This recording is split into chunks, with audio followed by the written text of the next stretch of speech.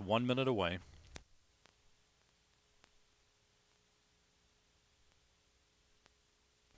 Atlantis is configured for the deorbit burn, now just 1 minute away.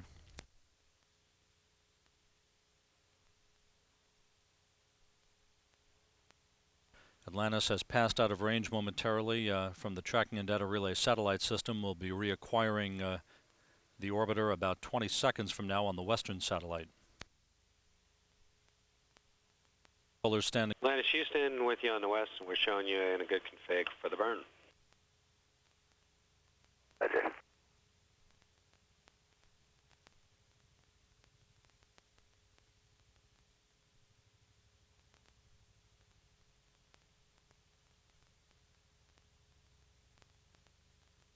The propulsion officer reports that the deorbit burn is in progress. 2 good orbital maneuvering system engines. Good control reported by the guidance, navigation, and control officer. Atlantis is on its way home, bringing John Blaha back to Earth after 4 months in orbit. Atlantis Houston, secondary actuator check and hydraulic fluid thermal conditioning are not required. We're showing a forward RCS dump time of 20 seconds. Copy, 20 seconds. Atlantis now descending at a rate of about 180 feet per second, 3,500 miles from the Kennedy Space Center, nearing the Vancouver area.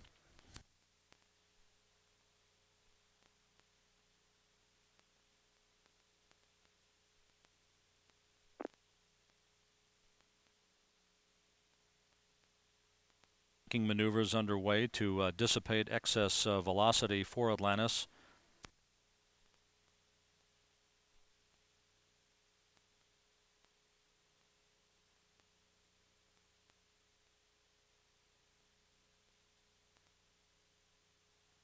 Tracking cameras at the Kennedy Space Center now showing the shuttle Atlantis.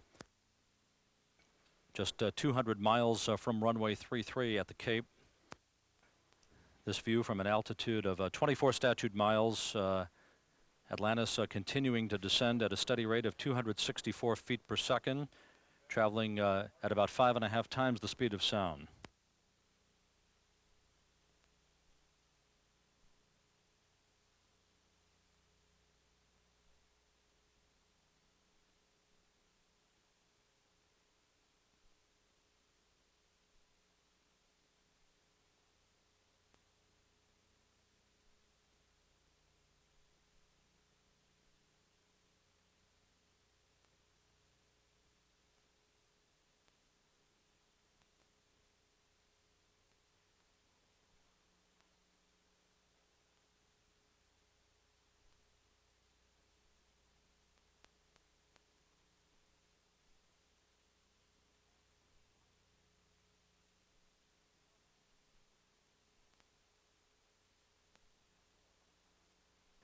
Eight and a half minutes from touchdown. Atlantis now just 138 miles from the Kennedy Space Center.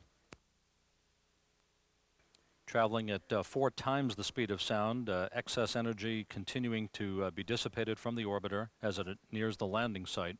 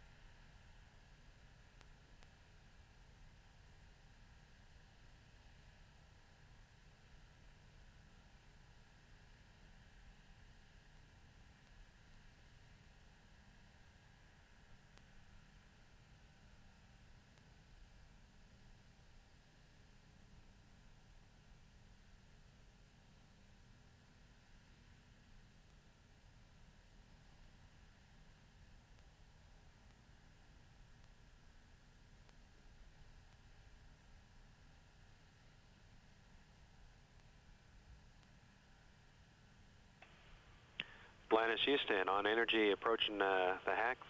Weather looks really good down here in Florida. Winds are 1505, peak to 8. And you go for a nominal shoot deploy. Roger, copy that. 5 minutes from touchdown. Atlantis 68 miles from runway 33 at the Kennedy Space Center, continuing to descend at about 284 feet per second. Very stable as it continues a normal entry. About to break the sound barrier.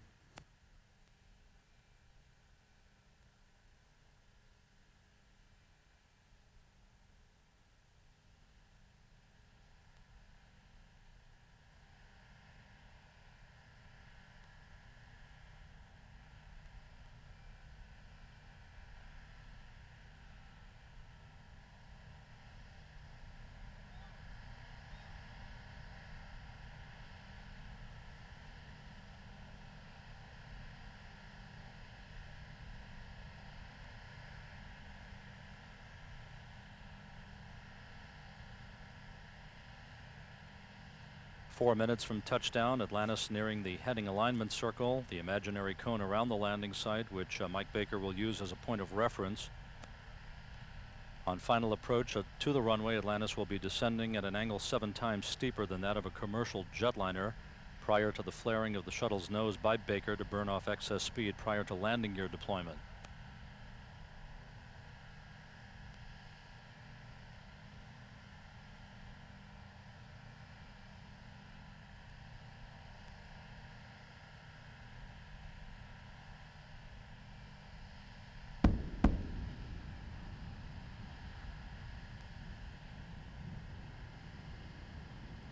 A morning wake-up call for the residents of Central Florida as Commander Mike Baker takes over manual control of the flying of Atlantis. He is initiating an overhead turn of 190 degrees around the heading alignment cylinder to align Atlantis with runway 33.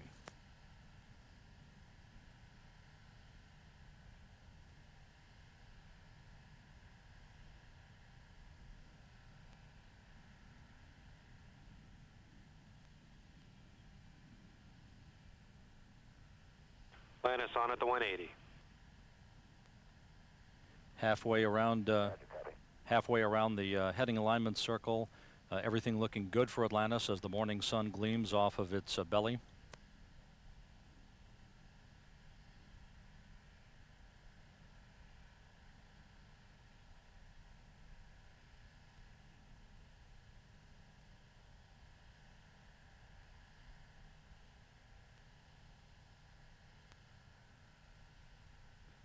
Two minutes till touchdown. Atlantis just 12 miles from the landing strip.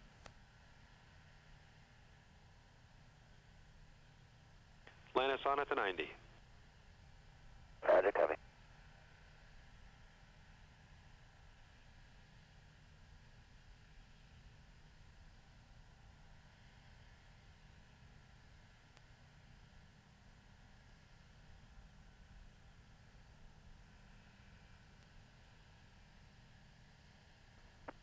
Commander Mike Baker should see the runway in sight.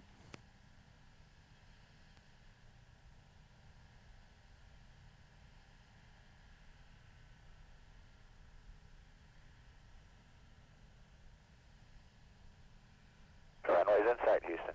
Copy, runway in sight. Flight dynamics officer and the guidance officer report a perfect alignment of Atlantis to runway 33 at the Kennedy Space Center.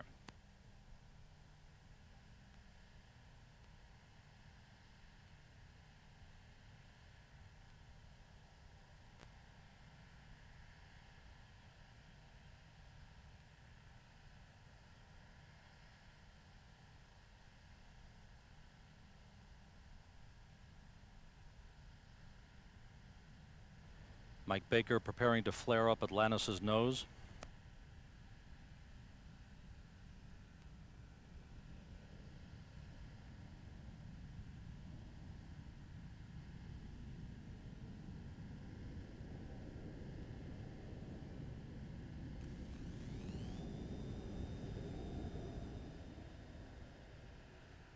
Brent Jett, the pilot, now deploying the landing gear.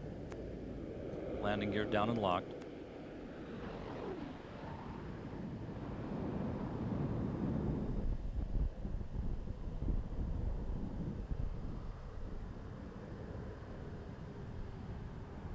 Main gear touchdown. Jet now deploying the drag chute. Baker rotating the nose gear down to the deck. Nose gear touchdown. Atlantis now rolling out on runway 33 at the Kennedy Space Center to wrap up its mission, bringing astronaut John Blaha home after 4 months in orbit on the Russian space station Mir.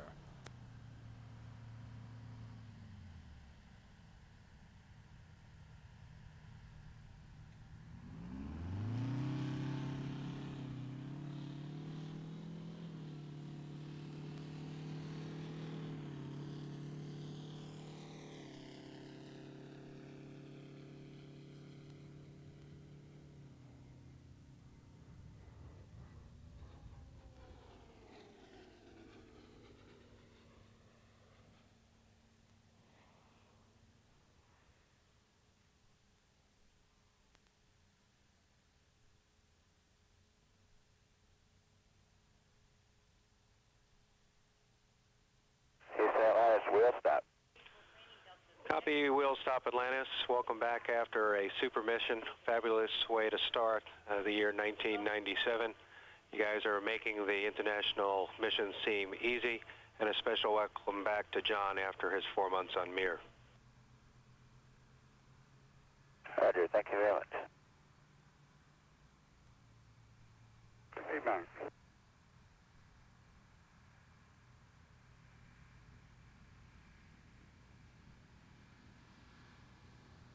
Atlantis, Houston, we show no post-landing deltas. We'll follow you on page 5-3.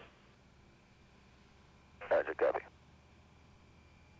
Landing opportunity was bypassed this morning by flight controllers to allow clouds to clear at the Kennedy Space Center. The shuttle Atlantis is home. Convoy.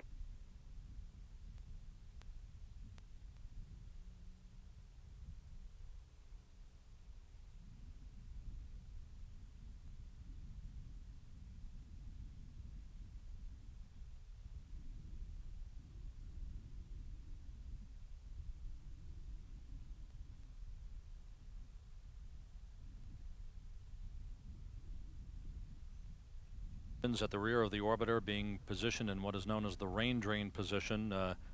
Once this is accomplished, the auxiliary power units can be shut down on the approval of the flight director here in the Mission Control Center.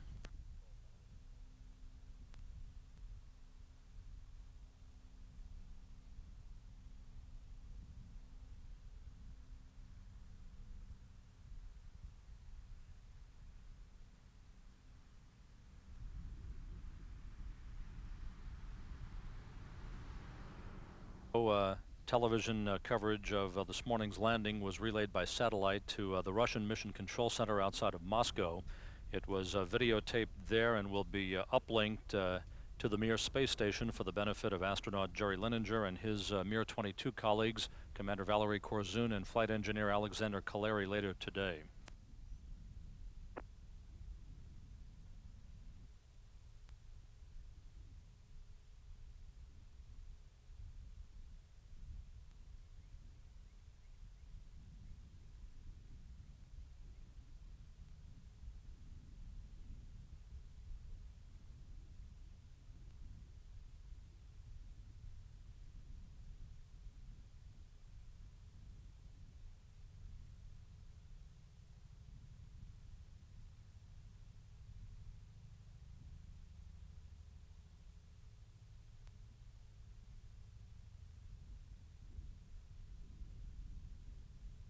Lowered, as well as the main engines in the process of being repositioned.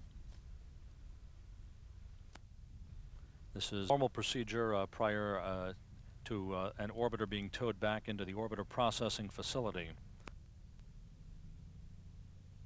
Part of the post-landing procedures that will precede the shutting down of the auxiliary power units aboard Atlantis.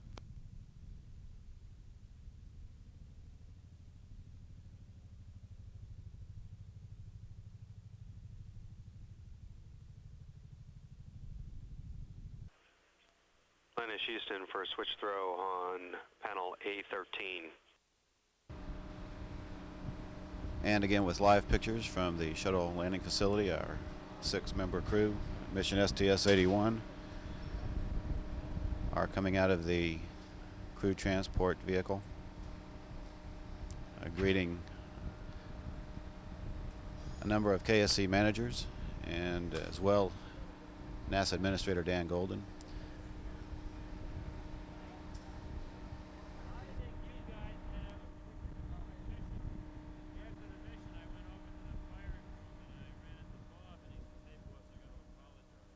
Administrator Golding with the sunglasses on, facing the camera, talking with Commander Mike Baker and spending time also talking with pilot Brent Jett.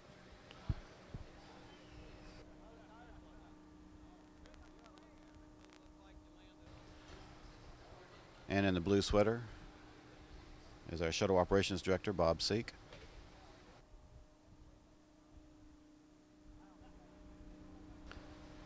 And as is tradition, the crew likes to take a look around the vehicle that has been their home for the past 10 days in space. They'll be looking at the tires and the wheels, just getting their land legs back, basically.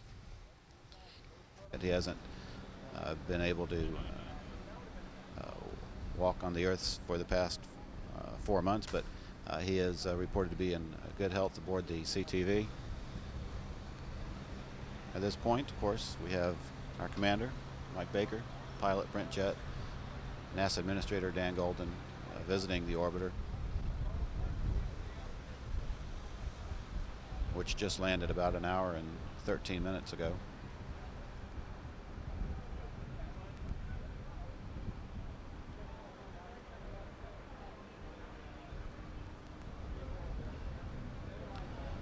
Initial inspections and survey of the orbiter indicate that the wheels and the brakes are all reported to be normal. The thermal protection system, the thousands of tiles that are covering the surface of the vehicle are looking to be in good shape, no anomalies. Commander Baker, of course, shaking hands with some of the ground crew. About 150 trained personnel are supporting landing operations today. They come out in a convoy which consists of about 20 or 30 specially designed vehicles or units who safe the orbiter and prepare it for towing back to the orbiter processing facility.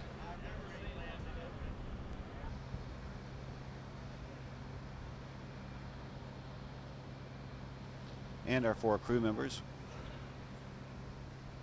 the other 2 choosing to remain aboard the crew transport vehicle, but standing with the orbiter Atlantis, mission specialist John Grunsfeld, Jeff Weissoff, and Commander Mike Baker and pilot Brent Jett. Medical examinations are being conducted, and to keep them stable, they do remain aboard the CTV. Standing with the other 4 members, NASA Administrator Dan Golden.